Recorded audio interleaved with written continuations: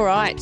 So I saved I saved on the DCs for last because Yep. have we not spent an enormous amount of oxygen talking about NDIS assessments over the last, I don't know how long, actually, how many months, but here we are. So this question relates directly to that, but then I'll leave it for you, Carolyn, to sort of wrap up and give your final thoughts about this NDIS big picture.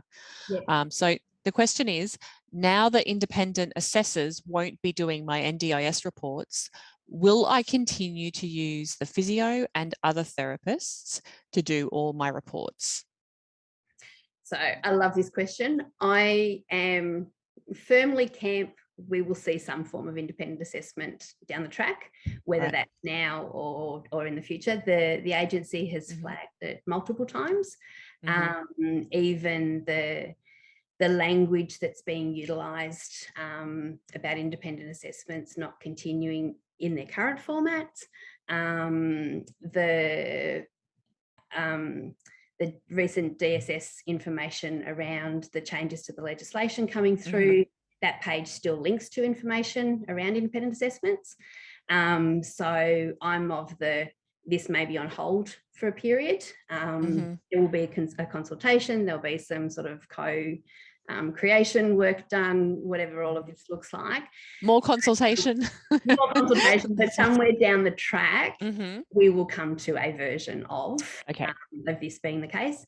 And to be honest, with a lot of the families that we work with, and a lot of families who really are just getting left behind in the system, it's not a bad thing. So there's some families where this is particularly problematic, but there are a lot where this can actually help them to do that. So the agency's always had that capacity to request an independent assessment to come through, and I've supported numerous families over the years to do that.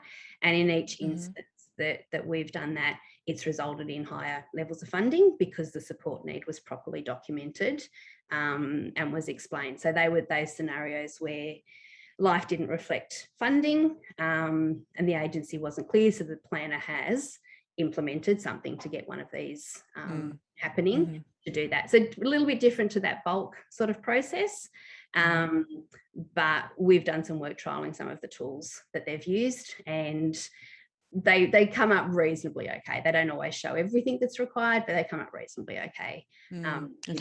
So certainly continue using your physio, your other therapists to do your reports.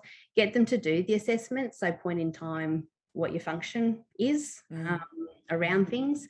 So and particularly where you need those support needs is probably the best information for that. So I see a lot of reports that are really lovely. Little Johnny is a great little kid with a beautiful smile, and we've done 11 sessions and we've played with Play-Doh throughout them. Great report, but it doesn't actually tell me what's happening. Little Johnny has difficulty doing his buttons up. That's a lot more useful in terms of that sort of stuff. So where those goals are, and often we have our NDIS goals and then we have our therapy goals, and our therapy goals are typically a bit more specific.